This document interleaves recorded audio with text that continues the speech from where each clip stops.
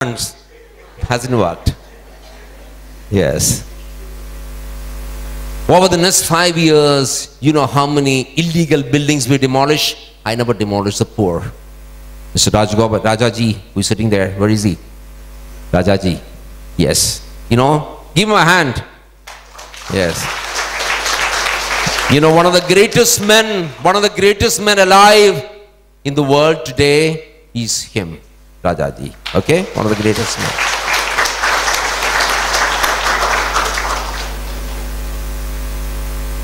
We are so fortunate, isn't it? Yes or no? Yeah. He is working among the poor people. For the real poor people. And making a difference. So I never demolish the poor. Only the rich. So we demolish over the next 5 years 14,310 illegal mansions in Delhi. Yeah.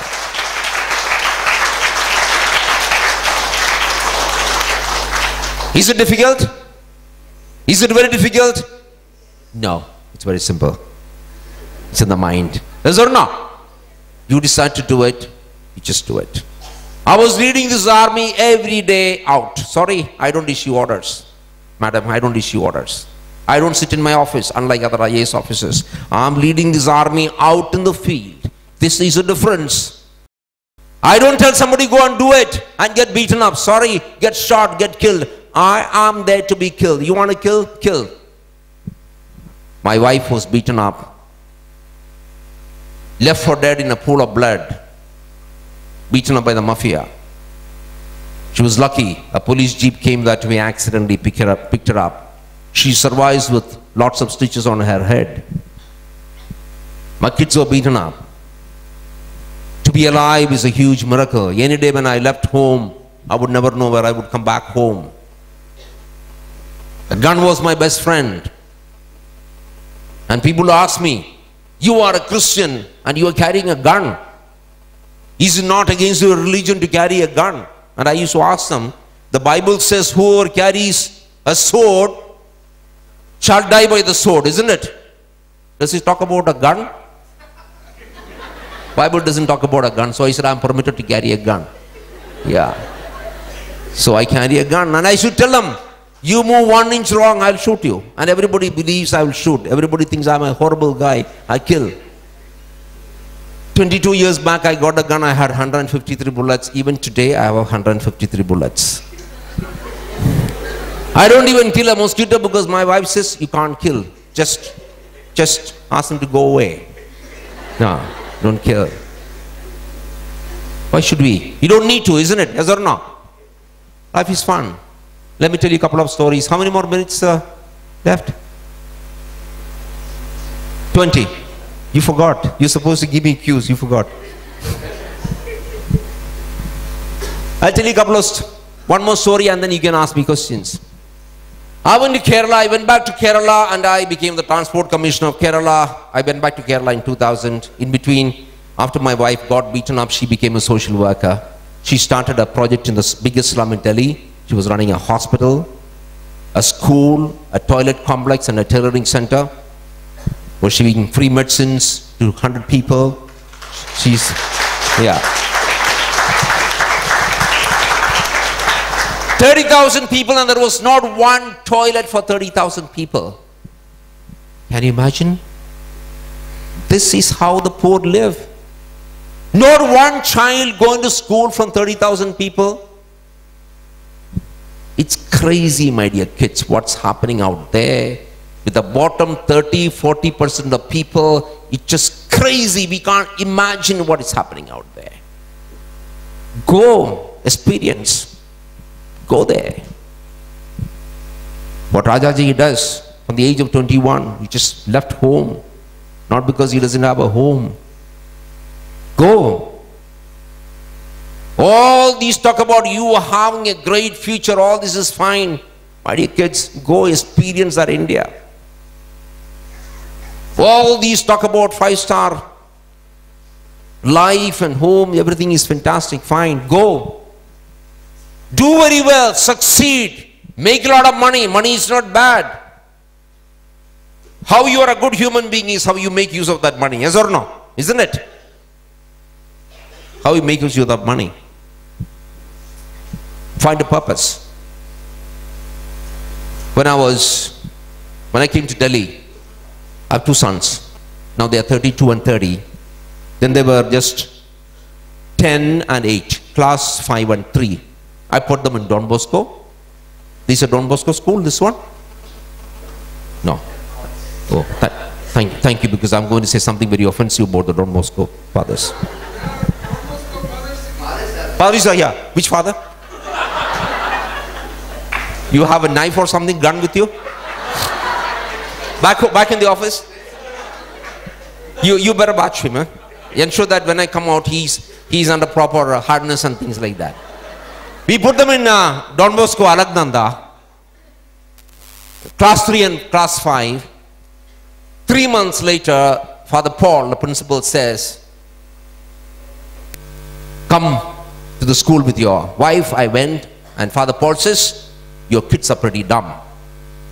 Are very dumb. So this is in the genes. I was told by my headmaster that I'm dumb, my kids are dumb. You can't do anything about it. It's in the genes, isn't it? Yeah. What can you do? I said, what happened? He said, your sons don't speak the kind of English which children in Delhi speak. I said, what can I do? I come from Kottayam and there was only one CBSE school there, and even the principal couldn't speak one sentence properly. I won't tell you the name of the school. Even today she can't speak one sentence properly. I won't tell you the name of the school. Yeah. Today there are many CBSE schools in Kottayam. Then there was only one. So you can't make out who it is. Yeah. He said, I don't care. It's not my problem. He said, your children don't speak Hindi. I said, sorry. They don't teach Hindi till class 5 in Kerala. So my children don't know Hindi. This cruel father, whom I won't call a monster because father is sitting here. He issued TC to my children and threw them out of the school. Very un-Christian, very un-Catholic. I was very sad. Didn't send my children to school for next 2 weeks. So me and my wife, we discussed, we said, let's look for some smart principal. We found one, Bluebells, opposite Lady Sri Ram College. We put them there. 1 month later, problem, my son in class 3, he is taken by the class teacher to the principal and said, this kid is a huge problem. So the principal said, what's the problem? Class teacher says, he is scribbling everywhere. Textbooks, homeworks, every book he is painting, he is drawing. What would happen in a normal school? You are a teacher. What would happen in a normal school? What would the principal say? The teacher takes the child to the principal and here you are before the principal. What would the principal normally say? Exactly. Principal would say, as this teacher says, take the diary and say, tomorrow the parents appear before me, and when the parents appear, the principal would say, tell your child not to do this. Isn't it? Yes or no? Here you know what the principal told my son. He said, son, all the boys are called sons. Son, your classroom walls are white, you paint them. When you finish, thank you. When you finish your classroom, you go to the next classroom and you paint. Yeah.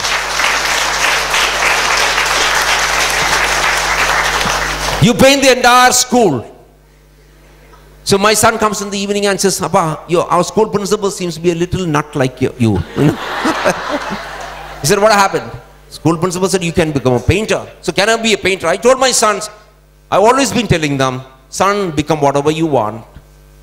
Every day, wherever I was, when I was a collector, when I was a commissioner, I always spent half an hour with my sons in the evening, always. That was my most important priority, to talk about their dreams. Yeah.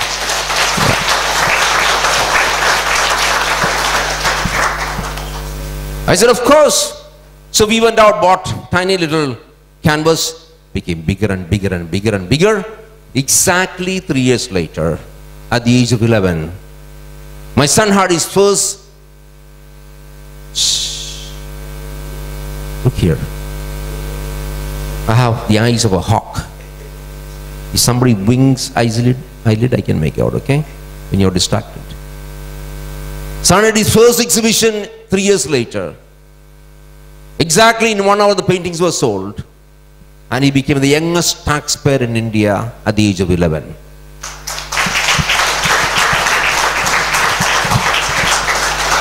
All the newspapers said a genius is born in India. All the television channels, all the newspapers said a genius is born. 1 year later, he was the youngest to have an exhibition, solo exhibition in the National Gallery. 1 year later, at the age of 13, Adarsh, that's his name, Adarsh Alphonse. Google and see, okay? You must Google and see. All this, what I'm telling you is the truth. You must confirm, yes or no? You must question. Don't believe me. Adarsh Alphonse. Exactly 1 year later, at the age of 13, Adarsh has a global exhibition, Delhi, London, New York, Washington, inaugurated by the President of India, Mr. Narayanan. At once, painting is sold in London, you know for how much? Guess the price? 1 crore? No, that's too much. 5 lakhs. 5 lakhs.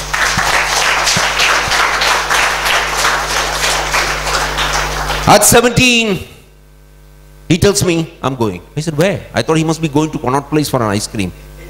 He said, no, I've got admission in all the US universities, top 10 universities in the US. I'm going. In your house, who decides? Who does what? Parents.